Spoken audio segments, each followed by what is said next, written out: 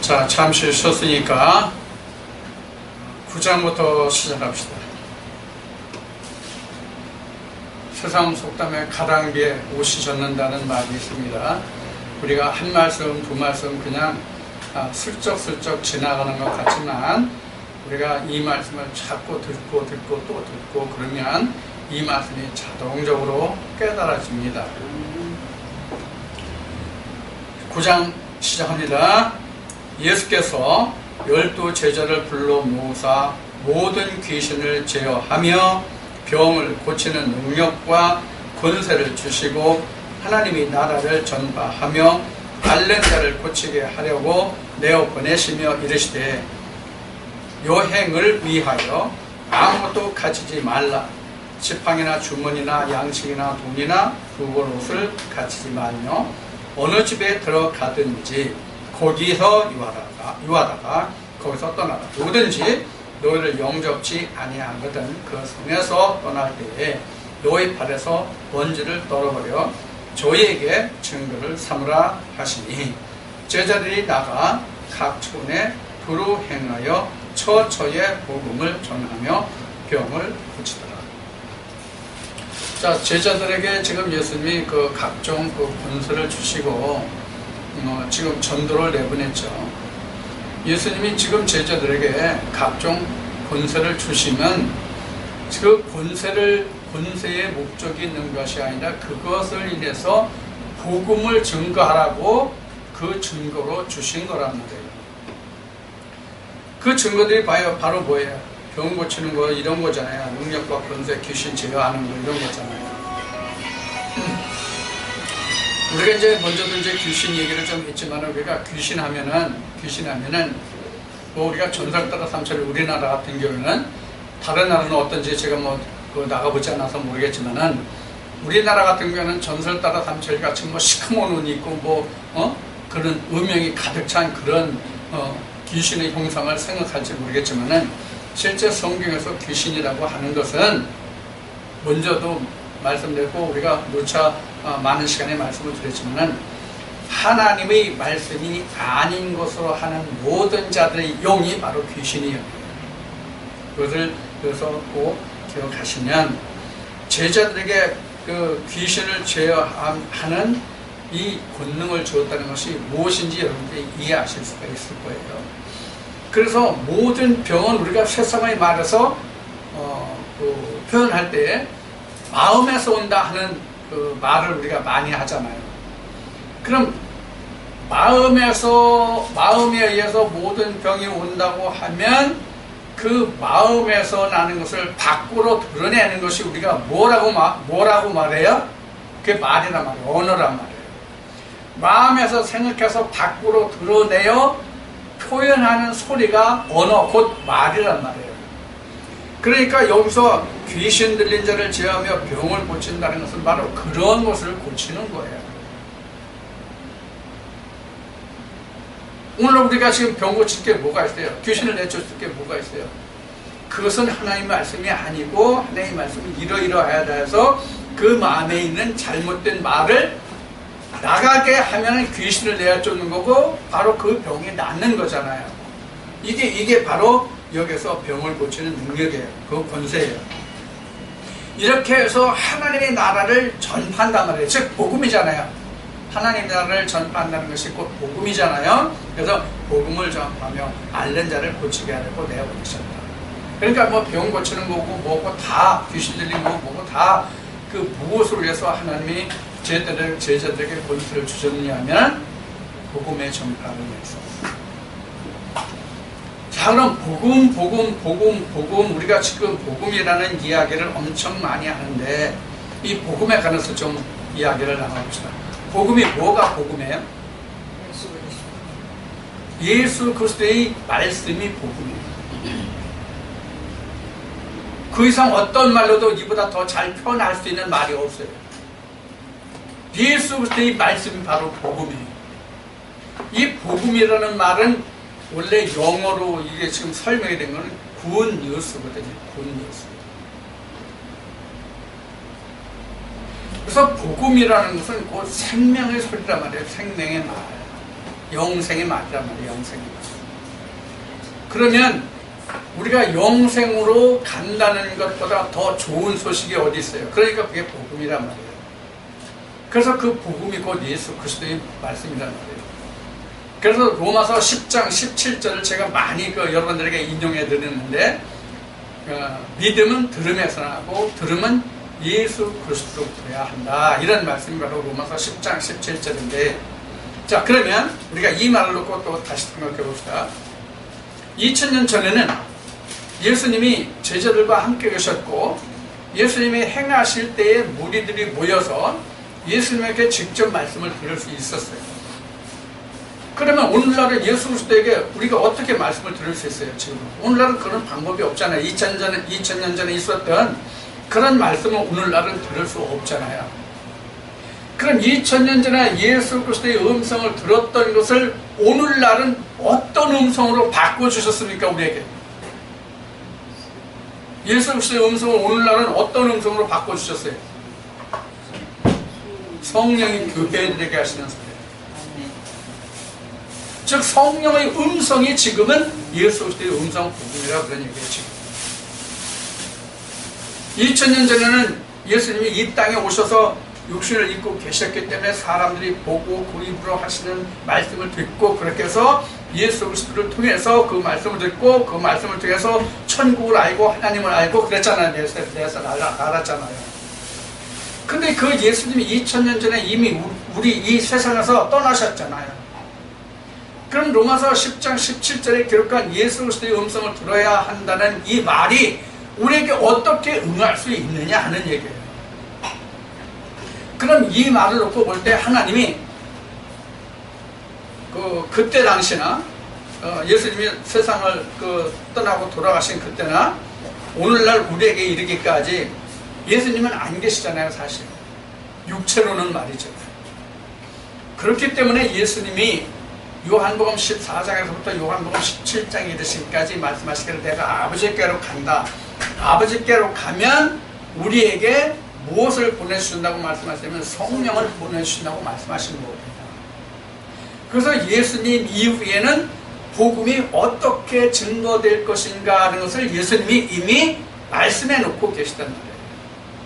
그래서 요한계시록에는 성령이 교회들의 음성을 들을지어다 이렇게 말씀하신 이것이 바로 예수 그리스도의 말씀을 들을지어다 이 말씀과 같다는 얘기예요. 그러면 오늘날은 믿음은 들음에서 나는데 예수 그리스도의 음성을 예수 그리스도로부터 들어야 한다면 오늘은 성령이 하신 말씀을 들으면 곧 우리가 믿음에 이를 수 있다 이런 얘기입니다. 자, 이런 의미에서 보면 2000년 전이나 지금이나 우리에게 똑같이 응하는 것은 뭐냐면 당시에 바리새인들의 음성이 있었고 예수 그리스도의 음성이 있었다. 우리가 이와 같이 볼 수 있잖아요. 바리새인들의 음성과 예수 그리스도의 음성. 그런데 2000년 전에는 예수 그리스도의 음성보다는 누구의 음성을 더 좋아했습니까? 바리새인들의 음성을 더 좋아했잖아요. 이것을 묵은 포도주와 새 포도주로 말씀하셨단 말이에요. 사실은. 그래서 묵은 포도주는 바리새인들의 교훈을 말하는 것이고, 바리새인과 헤롯의 누룩을 조심하라고 예수님이 말씀하셨듯이, 그래서 바리새인들의 교훈이 바로 묵은 포도주란 말이에요. 그럼 묵은 포도주가 그 실상으로 들어가면 뭐가 실상 묵은 포도주예요? 묵은 포도주가 세상의 사람의 살아나가는 그러한 입장에서, 그러한 견제에서 말하는 모든 것들이 바리새인의 누룩이란 말이에요. 그것이 바리새인들의 교훈이란 말이에요. 즉 뭐냐? 도덕적인 관념에서 성경을 말하고 가르치고 하는 그 모든 것이 바리새인의 말들이란 말이에요. 이것이 어느 때부터 이 바리새인들이 누룩을 조심하라는 말이 그 근원이 어디 있어요? 출애굽에 유교병과 무교병이 있잖아요. 출애굽 때 무교병과 유교병이 있잖아요. 그래서 이스라엘 백성이라 하면은 어느 떡을 먹어야 하는 거예요 도대체가? 무교병을 먹어야 되잖아요. 근데 오늘날도 많은 사람들이 유교병으로 해줘야 그 말이 하나님의 말씀인 줄 알고 그 말이 더 귀에 마음에 더 와 닿는다 그런 얘기예요. 그래서 오늘날도 이 무교병과 유교병으로 나눠 볼 수가 있는데 성령이 교회들에게 하시는 말씀은 누룩이 들어가지 않은 떡이에요. 이게 복음이에요. 누룩이 들어간 떡은 바리새인의 교훈이에요. 누룩이 들어간 떡은. 그럼 무엇이 바리새인들의 교훈이라고 그랬죠? 세상적인 사람 사는 교훈으로 가르치는 그 모든 것. 이것이 바리새인들의 교훈. 누룩이 들어간 떡이라 그런 얘기예요. 자, 그래서 그 예수님이 제자들을 내어보낼 때에 그래서 휴대하는 그 물품을 보면은 그 예수님이 이렇게 말씀하시죠. 3절 말씀을 보면 9장 3절 이르시되 여행을 위하여 지금 전도 여행입니다. 전도를 나가는 겁니다. 그 전도를 나갈 때에 너희들 아무것도 가지지 말라. 지팡이나 주머니나 양식이나 돈이나 두벌 옷을 가지지 말라. 그래서 두벌 옷이 나왔고 나머지는 다 지팡이, 주머니, 양식, 돈 이것을 가지지 말라 그랬어요. 자, 그럼 지팡이가 뭐가 이들의 지팡이입니까? 하나님의 말씀이 지팡이예요. 그러면 이 주머니는 바로 뭐예요? 손대거든요, 손대. 돈을 준비하지 말라요. 하나님의 말씀이 재물이잖아요. 그러니까 양식이나 돈이나 지팡이나 이게 다 뭐 같은 맥락으로 우리가 이 말씀을 볼 수 있는 것이죠. 그 다음에 두벌 옷이에요. 그럼 이 두벌 옷을 가지지 말라는 것은 뭐예요? 두벌 옷. 어떤 두벌 옷이에요? 겉옷과 속옷이 되겠죠. 그렇죠? 겉옷과 속옷. 그래서 내가 뭐 속옷을 달라면 뭐 겉옷까지 벗어주고 뭐 오리를 동행하자면 심리를 동행하고 이런 말씀들이 나오는데 이게 실제로 뭐 속옷 달라면 겉옷까지 주고 이것이 아니라 진리와 율법의 관계를 일컫는 말씀이거든요. 자, 그러면 여기서 두벌 옷을 가지지 말라는 것은 지금 내가 진리 말씀 외에 다른 것을 가지지 말라 이것과 같은 거예요. 자, 그래서 이사야 선지를 보면 그 뭐가 나와요? 의의 옷이 나와요. 의의 옷. 의의 옷이 나옵니다. 의의 옷. 이 의의 옷이 바로 뭐예요? 예수 그리스도의 복음의 말씀이 우리에게는 의의 옷이잖아요. 그 옷 위에는 입지 말라. 그런 말씀이 됩니다. 어느 집에 들어가든지 거기서 유하다가 거기서 떠나라. 그러니까 이 말씀을 받는 그 집에 유해서 거기서 먹을 것과 입을 것과 그 쓸 것을 다 내가 거기서 공급받아라 그런 얘기예요. 그러니까 이 복음을 전할 때 그 집에서 너를 영접받지 않고 이 복음을 받지 않으면 너는 먼지도 털고 나와라 이 말씀을 하시는 거잖아요. 결국은. 그래서 여기서도 그래서 말씀해서 그 성읍을 떠날 때 뭐래 발에 먼지를 털어라 이렇게 여기서도 말씀하시잖아요. 자, 그래서 지금 이 말씀에는 이 기록이 없는데 지금 어떤 기록인가 하면은 내가 이 말씀을 전해서 그들이 받으면 그들에게 복이 응하고 그렇지 않으면 그들에게 화가 응할 것이다 하는 말씀은 여기에 기록되지 않았는데 바로 먼지를 털라 하는 얘기는 그 집의 모든 화를 거기에 남겨두라 그런 얘기예요. 하나님의 말씀을 전해서 그 말씀을 받는 자는 복이고 받지 않으면 그 저주와 화가 받지 않은 자에게 임하죠. 전한 자에게 임하는 것이 아니잖아요. 그 관계를 이 말씀에서 예수님이 제자들에게 가르쳐주고 계십니다. 그 다음에 7절입니다. 분봉왕 헤롯이 이 모든 일을 듣고 심히 당황하여 하니 이는 혹은 요한이 죽은 자 가운데서 살아났다고도 하며 혹은 엘리야가 나타나었다고도 하며 혹은 옛 선지자 하나가 다시 살아났다고도 함이라. 헤롯이 가로되 요한은 내가 목을 베었거늘 이제 이런 일이 들리니 이 사람이 누군고 하며 저를 보고자 하더라. 지금 헤롯이 이때 유대 땅을 다스리는 분봉왕이잖아요. 유대 땅을 다스리는 분봉왕이 당시의 헤롯인데, 이 헤롯이 분명히 자기가 자기 딸이 춤추면서 춤추게 하면서 내가 이 춤을 추고 나면 내가 내 요구하는 것을 다 들어준다 그래가지고 그 딸이 요한의 목을 원했죠. 사실은 그 어미가 원한 거지만, 그래서 헤롯이 그 딸이 춤을 춘 다음에 그 옥에 갇힌 요한의 목을 베서 소반에 담아서 그 딸에게 주었다는 기록이 앞에 이미 말씀에 나왔잖아요. 바로 이제 그런 말씀이 나왔는데, 이렇게 해서 헤롯이 지금 분명히 자기가 세례 요한은 목 베어서 죽은 것을 분명히 아는데, 예수님이 행하고 다니시는 이 모든 일들을 통하여 이게 당황한단 말이에요. 아, 이거 선지자는 분명히 없는데 이런 사람이 또 있다니, 이게 엘리야가 왔나, 세례 요한이 다시 살아났나, 아니면 다른 선지자인가, 이렇게 이제 걱정하면서 당황하면서 그 예수 그리스도가 누군가 보기를 원하였다. 지금 이렇게 말씀은 증거하고 있습니다. 이 헤롯이 이제 누가복음 이 뒤에 이제 말씀이 나오는데, 이 헤롯이 바로 이제 여우라는 평이 나오거든요. 예수님을 향해서 말할 때, 바리새인들이 와서 말할 때, 헤롯이 당신을 찾는다 그러니까 당신이 여기를 피하라 그러니까 헤롯에 대해서 여우라는 말을 하거든요. 그래서 이제 헤롯이 여우의 영을 받았다, 이렇게 이제 말하는 사람들이 있는데, 여우의 영을 받은 게 아닙니다. 그래서 이 말은 이제 뒤에서 다시 살펴보겠지만, 여기서 헤롯이 지금 선지자 노릇을 하는 예수에 대해서 지금 몹시 당황하고 있는 그 상황이 여기에 증거되고 있습니다.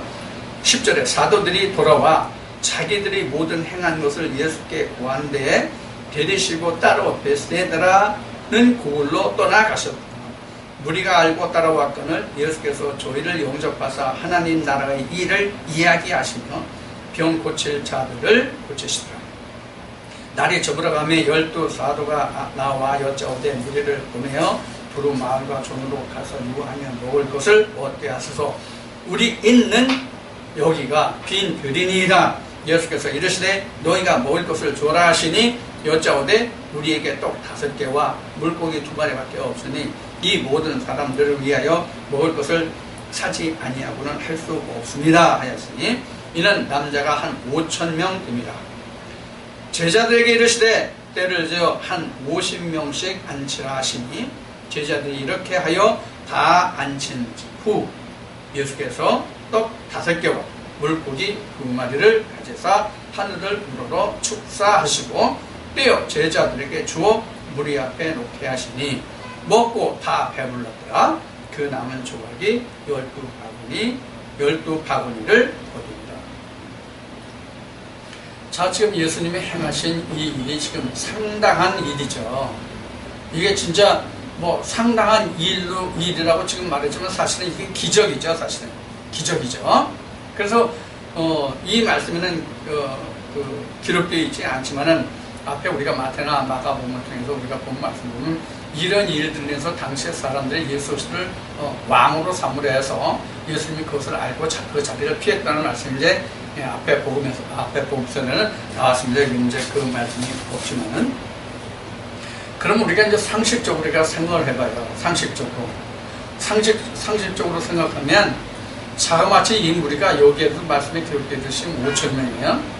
여기는 그냥 남자만 여기 그냥 5,000명쯤 된다 이렇게 기록하고 있는데, 우리가 앞에 본 말씀에서는 여자와 어린 아이의 남자가 5,000명이 먹었더라 이렇게 기록하고 있어요. 여기서 남자가 5,000명인데, 자, 그러면 우리가 일반적으로 생각해서 하나님이 우리에게 하늘에서 만나를 내려 주실 때에는 그 만나가 광야에서 이스라엘 백성이 다 먹고 살았잖아요, 40년간. 그러면 지금 여기에 이 떡 5개와 생선 2마리는 지금 하나님의 하늘에서 내려주신 것이 아니라 지금 제자들 중에 갖고 있는 떡이에요. 이 말씀에서 보면은 왜 제자들이 가지고 있는 것으로 볼 수 있냐면, 예수님이 말씀하실 때 너희가 주어라 이렇게 말씀하신단 말이에요. 너희가 주어라. 그래서 제자들이 말하기를 우리에게 떡 5개와 물고기 2마리밖에 없으니 이렇게 했으니까 바로 누가 가지고 있는 거예요? 제자들이 가지고 있는 거예요. 여기 이 말씀에서 보면. 근데 다른 복음에서는 어떻게 기록되어 있습니까? 누가 이 떡과 고기를 가지고 있습니까? 어린아이가 가졌다고 되어 있어요. 근데 이거는 제자들이 가지고 되어 있다고 되어 있어요.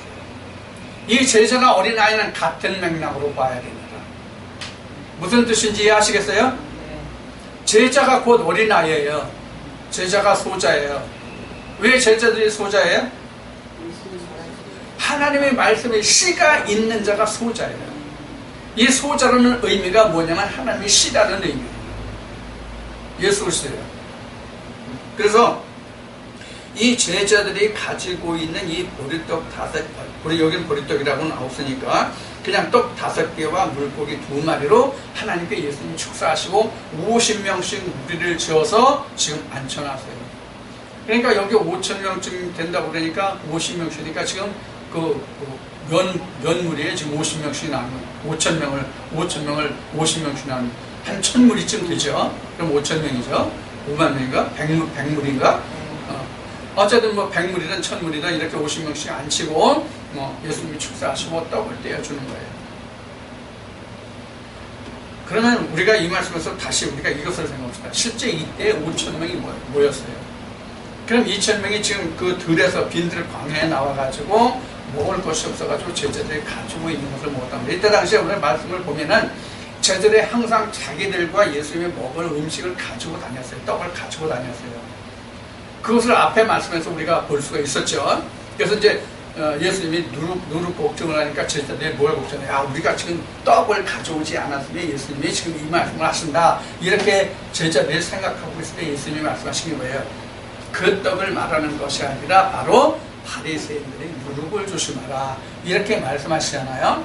그러면 예수님이 말씀하실 때 그 떡이 바로 무엇에 관한 것이라고 우리가 말씀을 풀어볼 수 있어요? 하나님의 말씀이라는 것을 풀어볼 수가 있어요.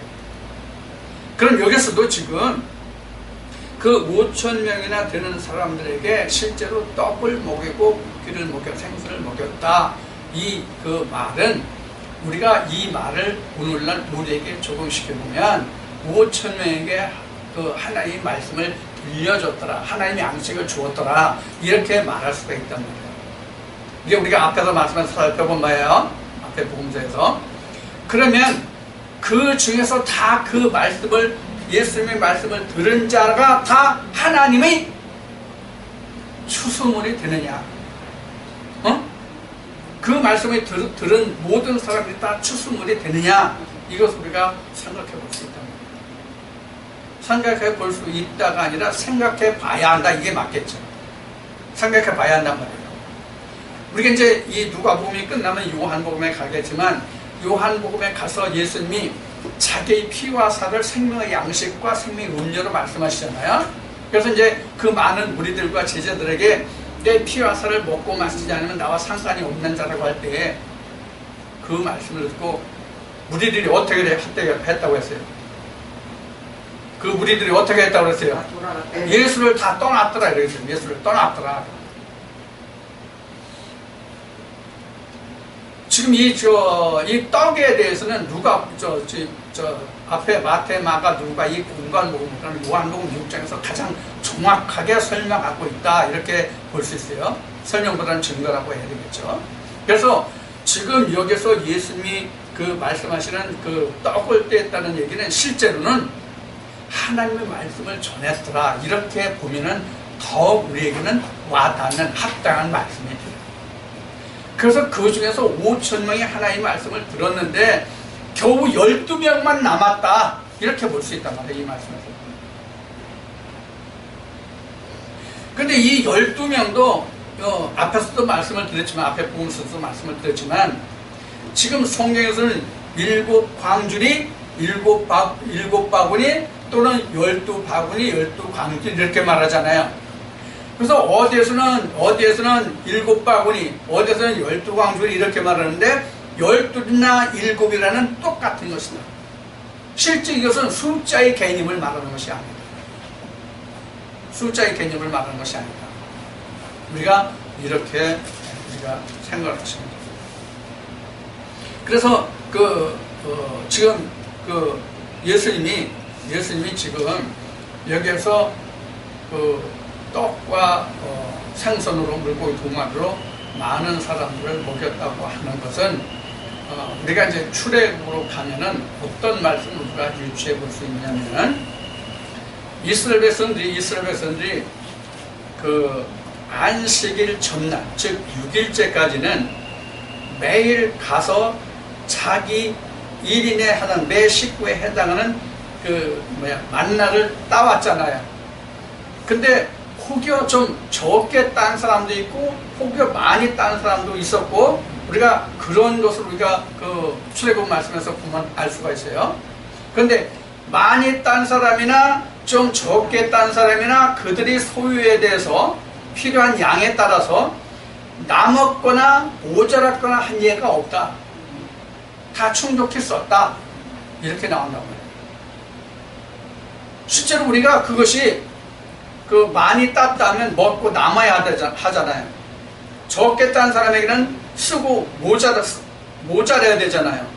근데 적게 딴 사람도 모자람이 없고 많이 딴 사람도 남음이 없다 하는 얘기는 항상 하나님의 것은 많고 적고를 떠나서 그것이 그 사람에게 항상 유용한 만큼 하나님이 주셨다. 이제 이런 의미가 되잖아요.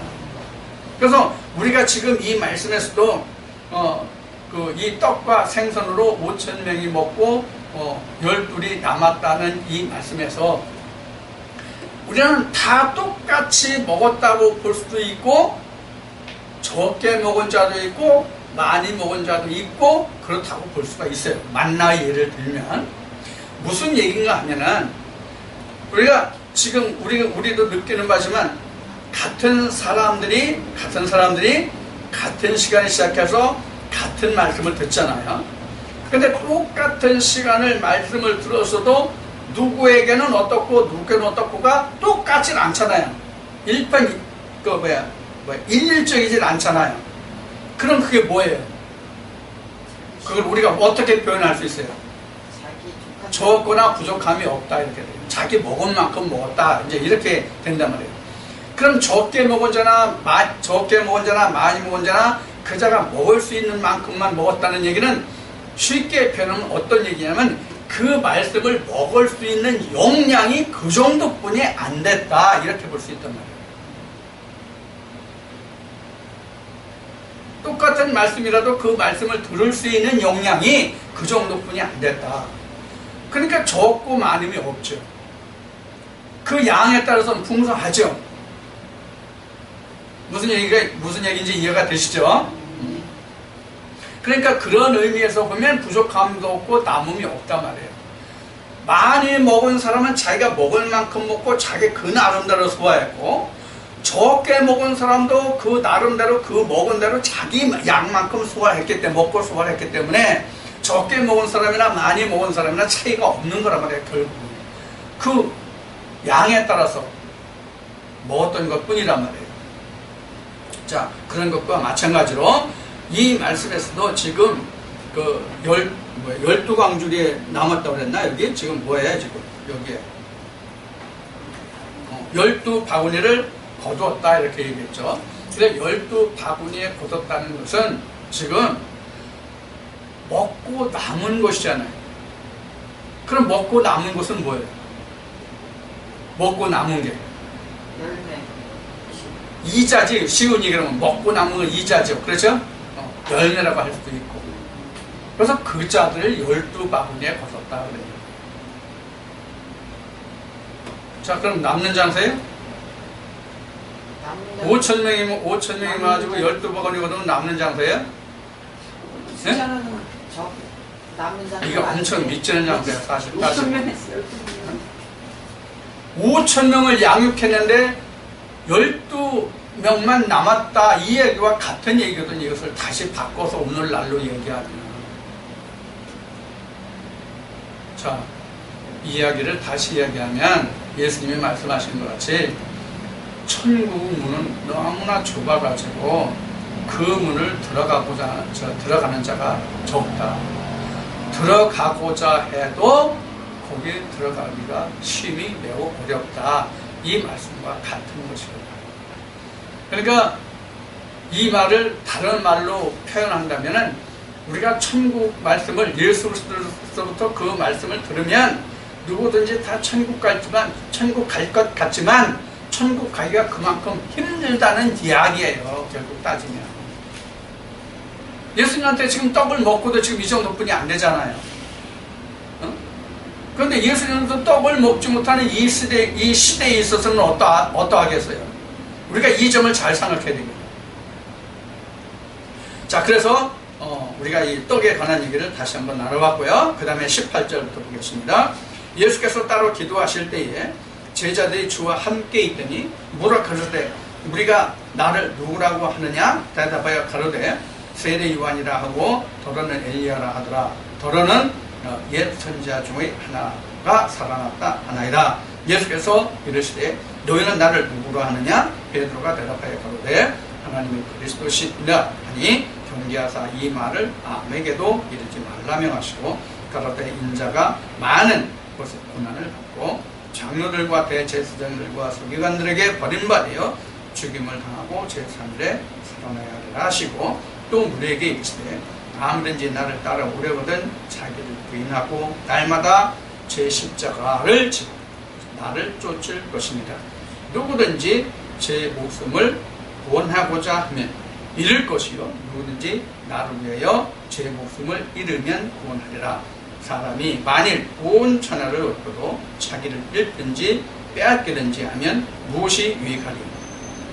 누구든지 나와 내 말을 부끄러워하면 인자도 자기와 아버지와 거룩한 천사들의 영광으로 올 때에 그 사람을 부끄러워하리라. 내가 참으로 너희에게 이르노니 여기 섰는 사람 중에 죽기 전에 하나님의 나라를 볼 자들도 있느니라.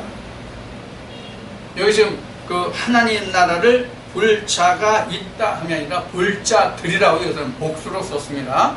볼 자들도 있다. 실제 하나님 나라를 이 땅에 살면서 당시에 본 사람들이 예수의 제자들 중에 몇 명이에요? 예수의 제자들 중에 당시의 무리들 중에 그러면 베드로? 당시의 무리들 중에 하나님 나라가 임한 것을 본 목도한 사람이 몇 명쯤이에요? 성령이 임할 때는 집사하고 500명. 이게 고린도서 15장에 말씀은 500여 명이에요. 주의 사도들과 및 함께한 500여 명. 그러니까 그 주의 제자들을 빼고 500여 명이니까 넉넉히 잡으면 한 600명 가까이 이렇게 되지 않나, 이렇게 이제 생각을 해볼 수가 있어요. 이 사람들이 하나님 나라를 봤잖아요. 이제 우리가 이 말씀을 보면 이제 알겠지만은 예수님이 12제자만 정한 게 아니라 70인을 따로 지정한 부분이 나와요. 12제자 말고 70인을 또 따로 정한 게 나와요. 그러면 12명과 70명만 해도 벌써 89명이죠. 12제자와 70명만 해도 89명이죠. 그러니까 나머지 한 400여 명이 더 있어서 함께하면 500여 명, 이렇게 사도 바울은 고백하고 있죠. 그러면 그 예수님이 여기서 말씀하시는 하나님 나라를 볼 자가 있다 하는 것은 바로 무엇을 말하는 겁니까? 어떤 사람이 하나님 나라를 봐요? 성령이 임한 자. 성령이 임한 자가 하나님 나라를 보잖아요. 그럼 성령이 임한 자가 하나님 나라를 보는데 하나님 나라에 뭘 보는 거예요? 예수 그리스도가 하나님 우편조에 있는 것을 보는 것이 바로 하나님 나라를 보는 거예요. 이것을 성경에 이를 증거한 자가 누구예요? 스데반이잖아요. 스데반이 하늘을 올라서 예수 그리스도가 하나님 우편보좌에 있는 것을 자기가 본다고 얘기를 하잖아요. 그러니까 우리가 하나님 나라를 본다는 것은 하나님과 예수 그리스도와 함께함을 보는 것이 하나님 나라를 보는 거란 말이에요. 응? 사도 바울도 셋째 하늘에 갔다 왔으니까. 아니 이제 뭐 다른 말씀들이 여러 말씀들이 있지만 이제 우리가 이렇게 이 말씀을 우리가 통해서 볼 수 있는 게 이제 그런 것들이 있단 말이에요. 그래서 지금 이제 그 예수님이 제자들에게 말씀하실 때에 자기가 누구냐 하는 것을 물어보시잖아요. 지금 세상은 나를 누구라고 그 다음에 그 대답이 끝나고 나서 그런 제자들은 자기를 어떻게 생각하는지를 물어보잖아요. 그래서 예수가 그리스도라는 것을 이들이 알고는 있어요. 근데 그리스도라는 것은 알고는 있는데 베드로의 말같이 그리스도라는 것을 알고 있는데 사실 그리스도라는 그 사실을 알고 있는 그 자체가 예수님이 생각하시고 뜻하시는 그 그리스도와 제자들이 생각하는 그리스도의 개념이 틀릴 뿐이에요. 그래서 예수님이 생각하는 그 그리스도 메시아의 그 개념과 생각과 제자들이 생각하는 그 메시아의 개념이 같을 때가 언제냐면 오순절이라고 볼 수 있어요. 그래서 그때에서부터 비로소 제자들이 그가 메시아다, 그리스도다 하는 것을 증거하게 되죠. 자, 이제 그 부분이 있고, 그래서 그 예수님이 그 내가 누구냐 하는 말과 함께 베드로가 그리스도시다 이렇게 나오는데, 마태복음에 나오는 마태복음에 증거되는 그 말씀에 비하면 여기 누가복음에서는 상당히 간략하게 증거하고 있어요. 마태복음에 아주 상세히 증거되잖아요. 이것을 알게 하니가 뭐 세상 혈육이 아니고 뭐 하늘에 계신 내 아버지시다 이렇게 말씀이 나오고, 이런 천국 열쇠도 나오고 그러죠. 거기에서 마태복음 16장에서는. 그런데 여기에서는 이제 그런 그 말씀은 여기에 기록되어 있지 않죠. 다만 여기서는 지금 예수님이 뭐라고 말씀하시냐면 자기가 십자가에 못 박히시고 자기가 3일 만에 부활할 것을 여기서는 말씀하고 계신데, 문제는 예수님이 이렇게 많은 내용들을 제자들에게 말씀하고 계시지만 제자들이 이 말에 대해서 깊이 생각하는 사람도 없고 이 말씀에 대해서 깨달은 자가 없다는 거예요. 자, 그러면 제자들이 예수님이 3일 만에 그 죽은 자 가운데서 다시 살아나야 하리라고 말씀한 부분에 대해서 제자들이 깨닫지 못한 이유가 뭐예요? 부활이라는 개념을 구약에서 알지 못했기 때문에. 그럼 구약에 부활이라는 말이 있어요, 없어요? 부활이라는 말이 있어요, 부활이라는 말. 근데 이 3일이라는 개념에 대해서 모르는 거예요. 3일에 대한 개념. 3일에 대한 개념을 모르는 거예요. 그럼 성경에 3일이라는 개념, 3일이라는 증거가 어디서부터 나와요? 3일이라는 말씀이 어디서부터 성경에 증거되냐, 기록되냐? 창세기 아브라함이 이삭을 번제할 때 3일길이 나와요. 그 다음에 3일길은 하나님의 모세를 통해서 이스라엘 백성들이 하나님께 경배하는데 너는 바로에게 가서 우리가 3일길을 행하게 해달라고 말하라고 하나님이 말씀하세요. 그럼 그 3일길의 결과가 어디까지가 3일길이에요? 어디까지가 3일길이냐고요? 이스라엘 백성들의 3일길의 개념은, 하나님 말씀하신 3일길의 개념은 가나안 땅이잖아요. 가나안 땅이 3일이거든요. 그러니까 제자들이 이때 당시에 예수님 때 당시에 이 3일이라는 개념이 부활이라는 개념을 알지 못했단 말이에요.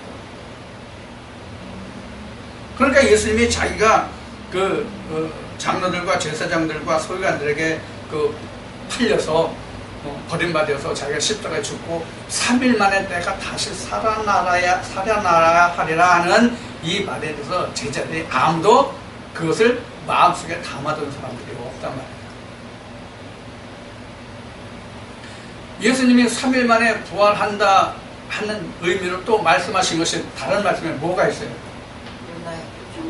헤로스의 성전을 말씀하실 때에 야, 이 성전을 하라, 내가 3일 만에 다시 짓겠다. 이 말씀도 제자들이 언제 알았어요? 예수가 부활하시고 나서야 그 말이 이런 말이었구나 하는 것을 알았다고 성경은 증거하고 있잖아요. 그래서 문제는 지금 예수님이 제자들에게까지도 지금 3년을 넘게 함께 생활하고 예수님께로부터 가르침을 받았고 했지만은 제자들조차도 이 부활에 대한 개념이 없었다. 그럼 오늘날은 이 부활에 대한 개념이 우리에게 확실히 있어요? 오늘 믿는 사람들에게 확실히 3일 만에 부활의 개념이 있어요? 지금 우리가 교회에 다니는 모든 사람들은 하나님과 예수 그리스도의 가르침을 받는 그 음성을 듣는 사람들이라고 한다면 예수님이 말씀하신 바 지금 이 그 3일의 부활은 예수 그리스도에게만 있는 것이 아니라 우리도 그렇게 돼야 하잖아요. 우리도 그렇게 돼야, 마땅히 그렇게 돼야 우리가 천국에 갈 수 있는데, 그 부활체로서 우리가 천국에 갈 수 있는데, 우리 부활에 대해서 이 제자들과 같은 생각을 하고 있지, 이것에 대해서 확실히 알고 있는 사람이 누가 있냐고. 이 점을 우리는 생각해 봐야 돼요. 이 말씀을 통해서. 오늘 우리가 그냥 현재 부활의 그 개념을 우리가 살펴볼 것 같으면, 언젠가 오실지 모르는 그 재림주가 오면 죽은 자가 다시 살아나서, 육신을 입고 다시 살아나서 그때 백보좌 앞에 가서 심판을 받고 그때 다시 부활하는 것으로 이렇게 알고 있잖아요. 지금 일반 교회에 지금 전하고 알고 있는 것이. 그럼 성경이 과연 증거하고 있는 것이 실제로 그래요? 아니잖아요. 그거는 전혀 딴판이잖아요.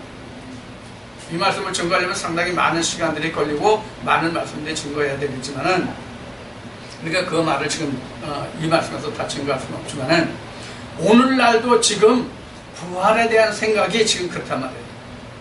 지금 우리가 교회 다니는 사람들을 예수님 당시로 놓고 보면 예수의 가르침을 보는 자, 예수 그리스도의 음성을 듣고 있는 자라고 생각하면 맞잖아요. 표면적으로 보면. 그럼 오늘날도 지금 교회에 다니는 사람들이, 즉 예수 그리스도의 음성을 듣고 그 가르침을, 예수 그리스도의 가르침을 받는다고 하는 사람들이, 이때 제자들이 그 부활이라는 것을 모르는 것과 지금은 오늘날의 사람이 모르는 것과 같다, 그런 얘기예요. 다를 바가 없어요. 여러분들이 부활에 대해서 각자 나름대로 생각하시기 바랍니다. 그리고 이 부활에 대해서 요한복음에 가서, 요한복음 16장에 가서 심판과 부활에 대해서 다시 한번 살펴보도록 하고요. 여기서는 그 정도만 하겠습니다. 그래서 우리가 이 부활이라는 개념이 사실은 뭐예요? 이 부활이라는 개념이 믿음의 결론이잖아요. 믿음의 결론. 이 부활이 믿음의 결론이라는 것은 열매란 말이에요. 열매. 이 부활이 믿음의 열매란 말이에요. 결과란 말이에요. 근데 우리가 믿음 후에 내가 그 결과가 어떠할 것인지를 우리가 모른다는 얘기예요. 그래서 사도 바울은 고린도서 15장에서 너희가 형체를 뿌리는 것이 아니라 지금 알지 못하는 어떤 씨를 뿌리는 것이다, 이렇게 말하고 있는 거예요. 지금.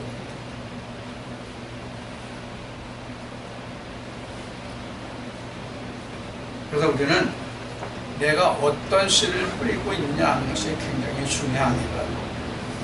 그래서 이 떡을 먹는다 하는 것이 바로 이 씨를 말하는 것입니다. 이 떡을 먹는다는 것이. 자, 우리가 그 정도 하고, 그래서 우리가 지금 이 누가복음 9장에서 예수님이 말씀하신 것 같이, 우리가 이 세상을 다 얻고도 자기를 잃든지 빼앗기든지 하면 무엇이 유익하리요, 이렇게 되고 있는데, 세상을 다 얻으면 그보다 더 얻을 게 무엇이 있어요? 세상을 다 얻으면 그보다 더 얻을 게 무엇이 있느냐고요. 근데 예수님이 그렇게 말씀하시지 않는다고요. 그렇게 천하를 얻고도 자기를 잃든지 빼앗기든지, 자기를 잃든가 자기를 빼앗기면 그 천하가 무슨 유익이 있느냐, 이렇게 지금 얘기를 하잖아요. 지금 예수님이. 그러면 여기서 천하를 얻고도 자기를 잃든지 자기를 빼앗기든지 하면, 이렇게 자기 뭘 빼앗기는 거예요? 자기 영혼이 마귀나 사단에게 체임을 받으면, 세상을 다 얻은 그것이 무슨 내게 유익이 있냐고. 그래서 오늘날 사람들이 어떻게 우리가 하나님을 부를 수 있습니까? 천하를 다 얻으면 그보다 더 큰 복이 없다고 말하잖아요, 오늘날 사람들이. 이게 예수님이 그래서 그 세례요한에게 세례를 받으시고 그 마귀에게 그 이끌려서 시험을 받으실 때도 바로 이런 시험이 있었잖아요. 내가 이 높은 곳에서 뛰어내리라 그러면 온 천지를 내가 다 주겠다. 내 눈에 보이는 곳을 다 주겠다. 그리고 자기 영혼이 죽으면 바로 이 말씀과 같은 것입니다. 그러니까 온 천지는 내가 얻지 못해도 내 영혼이 살아있는 게 더 크다는 것을 여기서 예수님이 말씀하고 있습니다. 그러니까 온 이 말씀을 빌어서 보면, 예수님이 하신 이 말씀을 빌어서 보면 내 한 사람의 영혼이지만 내 한 사람의 영혼이 천하보다도 크다는 말씀이 여기에서 예수님이 말씀하시고 계시잖아요. 천하를 얻고도 자기를 빼앗기면 잃으면 이것이 천하보다도 자기가 더 한 영혼이 더 크다는 말씀을 예수님이 이렇게 우회적으로 증가하고 계시다는 거예요.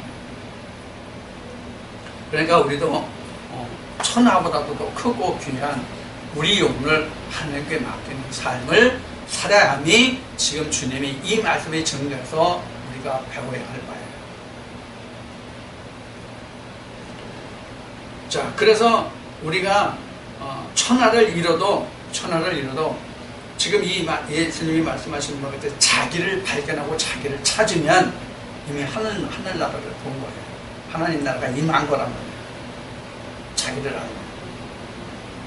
이것은 이제 모세가 시인광야에서 하나님을 만났을 때 당신이 누굽니까? 나는 스스로 있는 자라, 이 말씀을 하나님이 하시잖아요.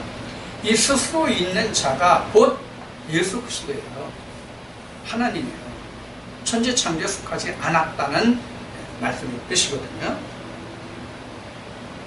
28절부터 이 말씀을 하신 후 8일쯤 되어 예수께서 베드로와 요한과 야고보를 데리시고 기도하시러 산에 올라가서 기도하실 때에 용모가 변화되고 그곳이 휘어져 광채가 나더라. 문득 두 사람이 예수와 함께 말하니 이는 모세와 엘리야라. 영광 중에 나타나서 장차 예수께서 예루살렘에서 별세하실 것을 말씀하실 때 베드로와 및 함께 있는 자들이 본하여 졸다가 아주 깨어 예수의 영광과 및 함께 선 두 사람을 보더니 두 사람이 떠날 때에 베드로가 예수께 여짜오되 주여, 우리가 여기 있는 것이 좋사오니 우리가 초막 셋을 잴 때 하나는 주를 위하여 하나는 모세를 위하여 하나는 엘리야를 위하여 하사이다 하되 자기 하는 말을 자기도 알지 못하더라. 이 말할 즈음에 구름이 와서 저희를 돕는지라. 구름 속으로 들어갈 때에 저희가 무서워하더니 구름 속에서 소리가 나서 가로되 이는 나의 사랑하는 아들 곧 택함을 받은 자니 너희는 저희 말을 들으라고 소리가 그침에 오직 예수만 보이시더라. 제자들이 잠잠하여 그 본 것을 무엇이든지 그때에는 아무에게도 이르지 아니하리라. 자, 우리가 흔히 말하는 변화산 사건입니다. 변화산 사건은 아마 교회 다니는 사람들 치고 이야기를 들어보지 않은 사람이 다 없을 거예요. 그 내용이 뭔지를 몰라서 그렇지.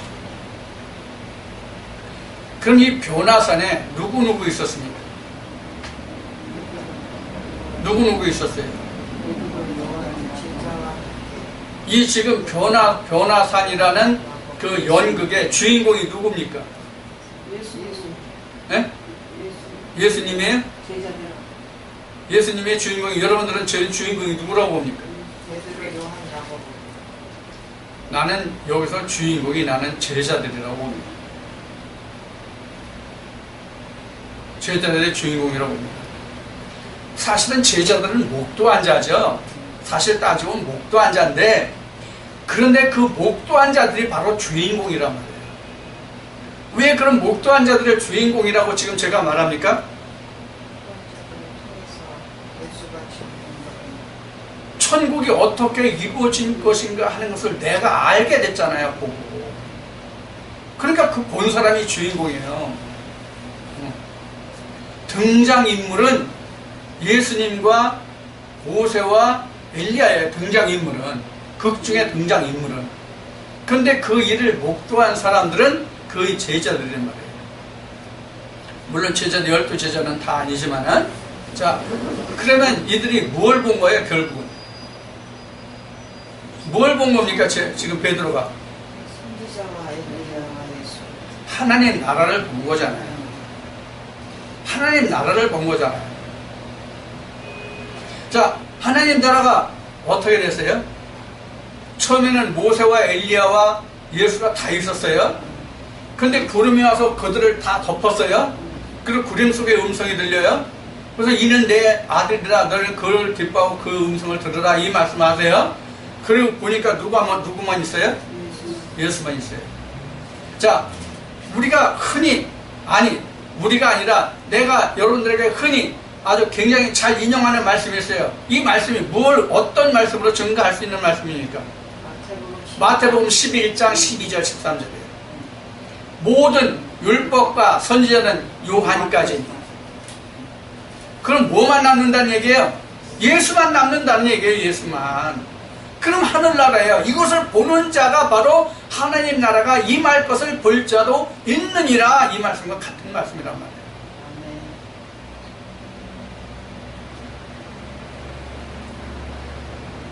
이걸 다른 말로 바꾸면 이런 거예요. 우리가 그 모세와 선자와 그 율법과 선자와 그 세례 요한이라고 하는 것은 뭐냐면, 그 율법과 선지자들은 무엇에 대해서 말하는 자고 무엇에 대해서 가르치고 전하는 자들입니까? 모세 율법이잖아요. 그리고 선지자들은 모세 율법에 예수 그리스도가 언제 올 거다, 이것을 말하는 자들이 바로 선지자잖아요.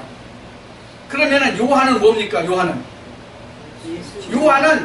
모세와 예수 그리스도를 연결해주는 자가 바로 누구냐면 요한이거든요. 연결해준다보다는 바톤 타치 한다고 해야 맞을까요?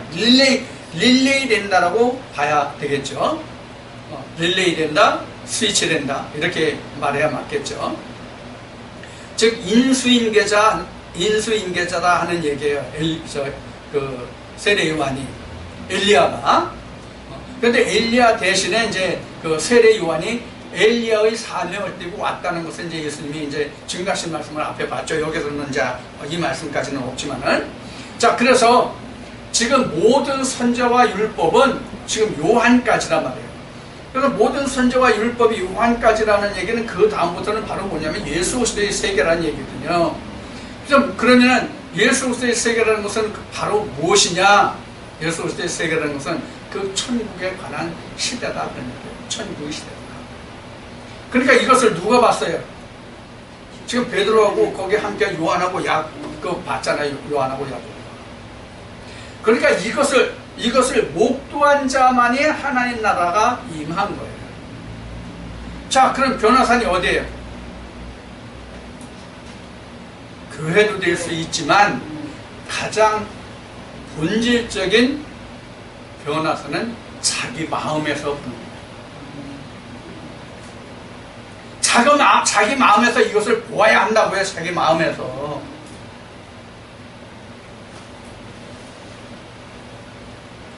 그럼 여기서 지금 베드로와 베드로와 요한과 야고보인가, 여기 이 제자들이 있는데, 이 지금 베드로와 요한과 야고보는 그럼 우리로 접목시키면 누가 베드로고 요한과 야고보예요?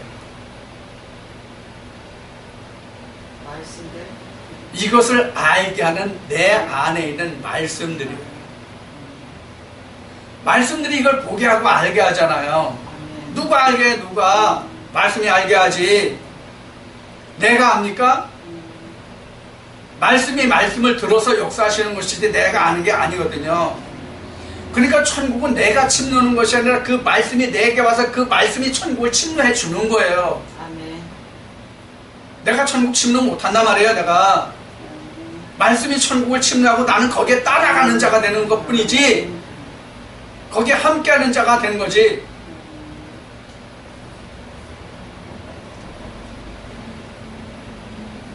자, 그래서 이제 그 여기에 그 보는 것 같이 변화된 예수예요. 변화된 예수. 우리가 그냥 습관적으로 마음으로 생각으로 지식으로 알고 있는 그 예수가 아니라 변화된 예수. 우리는 변화된 예수를 보지 않으면 그것은 누구나 보는 예수예요. 누구나 말하고 들을 수 있고 생각할 수 있는 그런 예수란 말이에요. 누가 과연 그러한 예수 중에서 하나님의 하늘의 구름이 덮치고 그 구름 속에서 하늘의 음성이 들리고 그 구름 속에서 남는 예수 그리스도를 부르냐 하는 거예요. 그게 바로 변화된 예수예요. 구름이 덮고 그 음성을 듣기 전에는 모세 엘리야가 다 있었잖아요. 그런데 구름이 덮이고 그 음성을 듣고 나니까 예수만 남지요. 그런 과정이 우리에게도 있어야 된다. 그렇지 않으면 우리가 하나님을 예수 그리스도를 우리가 알 수 없습니다. 자, 그래서 지금 그 변화산 그 말씀을 우리가 나눠봤는데 시간이 되었습니다. 좀 잠시 또 쉬었다가 말씀을 계속하겠습니다. 다음 시간 이어지는 말씀은 37절부터입니다.